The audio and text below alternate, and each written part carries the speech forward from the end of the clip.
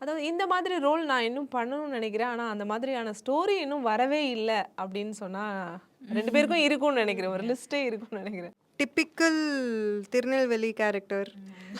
வாங்க எங்க ஊருக்கு.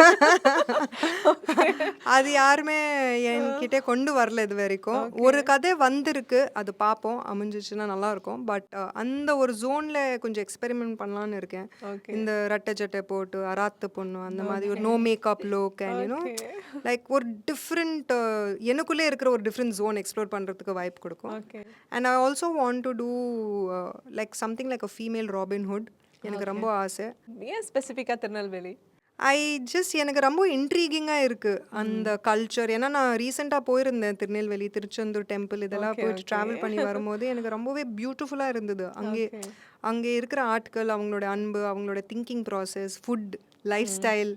ஸோ ரொம்பவே இன்ட்ரெஸ்டிங்காக இருக்கிறனால ஐ வாண்ட் டு எக்ஸ்பெரிமெண்ட். அதுவும் நம்ம ஆடியன்ஸ்க்கு அது ரொம்ப பிடிச்ச ஒரு விஷயம் இல்லை. ஓகே.